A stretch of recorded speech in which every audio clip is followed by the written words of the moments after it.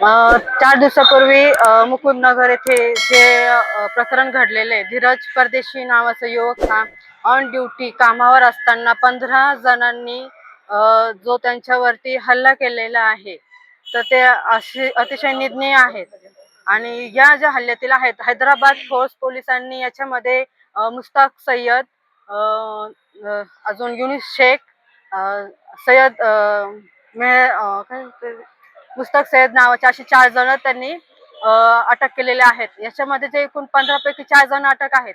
पण बाकीच्या 11 जणांना लवकरात लवकर अटक करून त्यांना शिक्षा देण्यात यावी. आणि हे जे आपले फडणवीस साहेब यांनी सांगितलं की फास्ट ट्रॅकमध्ये ही केस चालणार आहेत. पण या केस चालवण्यासाठी आपल्या या प्रामुख्याने ॲडव्होकेट उज्ज्वल निकम यांची नियुक्ती करण्यात यावी.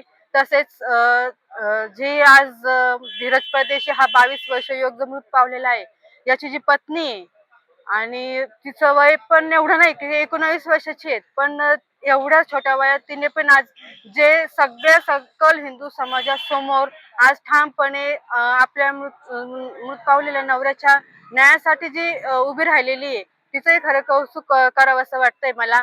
आणि शिवाय आपल्या आज काल पण पुणे येथे 2 लहान मुलींवरती अत्याचार झालेले, ज्याच्यात रियाज बागवान नावाचा हा व्यक्ती आहे, ज्याचं वय वर्ष 60 आहे. सिन्नरमध्ये पण ही काल दुपारी 3-4च्या पुढे ही घटना घडलेली आहे. तिथं पण लहान मुलीवर अत्याचार केलेत.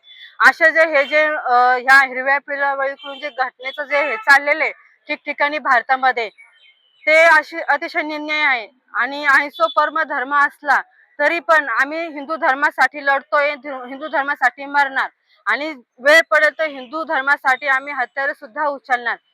याच्यात जर कोणी जरी अडवलं तरी आम्ही बघणार नाही. आणि अजून आम्ही शांत आहे असं समजू नका का हिंदू धर्माचे लोक हिंदू झोपलेले आहे. आम्हाला 5 मिनिटं जरी दिले ना तर आमच्या दुर्गा आहे अशा जाग्या झाल्या ना, तर हे तुमच्या सगळ्या हिरव्या पिलावळी जे आहेत तर त्यांना पळू पळू मारतील.